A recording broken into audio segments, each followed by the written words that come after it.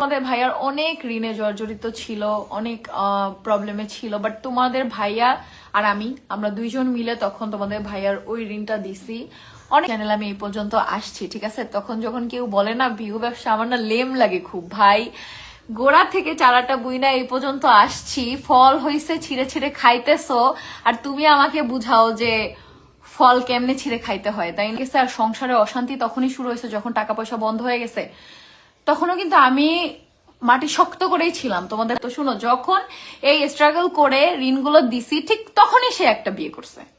হ্যাঁ, বিয়ে করে নিয়ে আসছে, আমার মানতে বাধ্য হয়েছে, কারণ মেনে নিলাম, ঠিক আছে। মেনে নিয়ে থাকলাম, কষ্ট করলাম। হ্যাঁ, তখন সেও আমাদের সাথে কষ্ট করছে, তখন তিনজন মিলে আমরা কষ্ট করছি। আমি অকৃতজ্ঞ না ভাই, আমি কারো কোনো কিছু ভুলে যাই না, আমি অকৃতজ্ঞ না।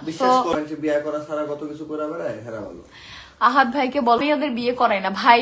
কোন ভালোবেসে বিয়ে করে কোন মানুষ, কোন মেয়ে হচ্ছে বিয়ে দিবে জামাইকে? আচ্ছা, এটা তো সে জানে। ওর যে বউ ছিল আখি, ও নিজেও তো বলছে আমি বিয়ে করাই নাই। ওরা দুইজন প্রেম করছে না কি করছে আমি জানি না, দুইজন কথা বলছে, প্রেমই বলে এটারে, যেহেতু বিয়ে পর্যন্ত চলে আসছে। তখন ওর ডিভোর্স হয়েছে কিনা আখি তাও আমি জানি না। সো তখন একদম সদ্য ওর জামাইয়ের সাথে ওর হয়তো বা কিছু একটা হয়েছে, তো তখন ও চলে আসছে আহাদের কাছে একদিনের ডিসিশনে, ঠিক আছে। সো এইটাই আমি জানি। দেন কি আমি মেনে নিছি, তোমাদের ভাইয়া আমাকে মানায় নাই, আমি মেনে নিছি। দেন এটা বলবো না যে তখন আমাদের সম্পর্ক খারাপ ছিল। মেনে নেওয়ার পরে হ্যাঁ, ওই রেসপেক্টটা সবসময় আমাকে করছে, আর আমি ওই স্পেসটা ওদের সবসময় দিছি, ঠিক আছে। কখনোই আমাদের তিনজনের বন্ডিং ওরকম খারাপ হয় নাই যেমনটা সে এখন বলে।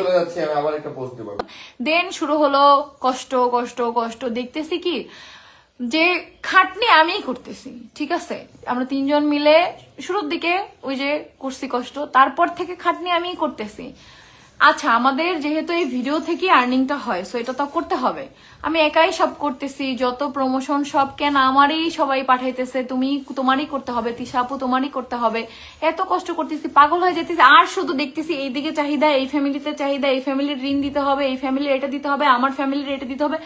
মানে আমি তখন লাইক যে থেকে তো গরিবই ভালো ছিলাম, টাকা ছিল না, এটাই ভালো ছিল। এর মেয়ের এটা দিতে হবে, এর ছেলের এটা দিতে হবে, এর বাবারে দিতে হবে, এর মারে জুতার দোকান, মানে পাগল হয়ে গেছি আমি লিটারেলি।